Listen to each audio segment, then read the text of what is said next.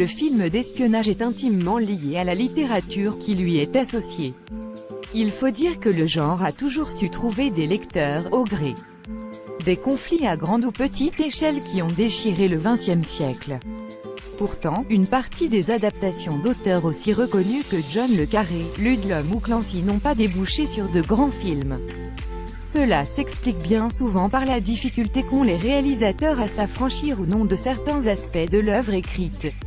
Une majorité d'entre eux se contentent de diluer le récit grâce à des scènes d'action permettant de conserver l'attention du spectateur.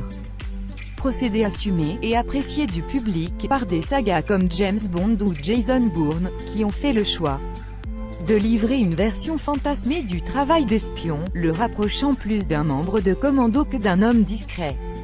Vision néanmoins contrebalancée par d'autres grandes réussites comme Conversation secrète, La taupe ou encore Zéro Dark Sortie, qui laisse entrevoir le travail fastidieux de simples agents de bureau. Adapté du best-seller de Jason Matthews, Red Sparrow nous narre l'histoire d'une guerre froide qui n'a décidément jamais fini. Après un accident de scène, Dominika Egorova, une danseuse étoile du Bolchoï, Jennifer Lawrence, se voit dans l'obligation de travailler pour son oncle, Monsieur Schonartz, un haut gradé des services secrets russes. Elle devient alors une experte dans la manipulation psychologique, et est missionnée pour séduire un agent américain capable de lui livrer un traître au sein du Kremlin. Mais leur relation particulière éveille rapidement des soupçons. Red Sparrow est un film qui étonne, mais pas toujours pour les bonnes raisons.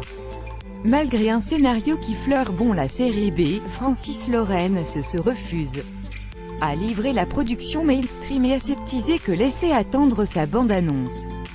Rapidement, il fait comprendre au public qu'il s'agira d'un spectacle mature, matiné de sexe et de violence. Malgré une première demi-heure assez enlevée, la mise en scène retombe assez rapidement dans le classicisme. On a droit à quelques travelling et plans larges intéressants, mais l'ensemble se contente bien souvent d'un sempiternel chant contre chant lors des dialogues. Cette relative sobriété est aussi due au fait qu'aucune scène d'action majeure n'intervient durant ces 2h30. Le réalisateur peut néanmoins compter sur un casting d'acteurs confirmés.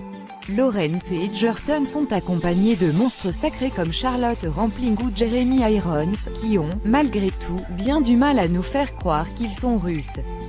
Seul Matthias Schonartz et ses airs de jeune Poutine arrivent à rester cohérents face à la beauté étrangement slave de Lawrence.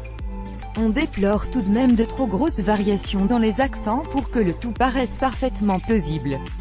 Le langage représentant le principal vecteur d'attention du film, l'emploi d'acteurs russophiles aurait pu ajouter une touche de crédibilité à l'ensemble.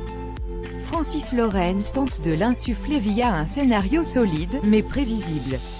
En conservant le mystère sur les véritables intentions de son héroïne à ses spectateurs, il les laisse dans l'expectative. Dominika essaie-t-elle d'infiltrer les Américains, de travailler pour eux ou de simplement sauver sa peau? Si ce postulat scénaristique est assez intéressant pour ne pas piquer du nez, on regrette que la mission que lui donne le Kremlin soit si peu mise en avant. On vogue ainsi entre appels téléphoniques cryptés, début de romance et échange de disquettes informatiques, en 2018, sans qu'aucun support géopolitique ne vienne appuyer le propos. Les relations houleuses entre les deux pays le permettaient pourtant. Comme pour raviver l'attention du public, le réalisateur relance son intrigue en maltraitant son actrice.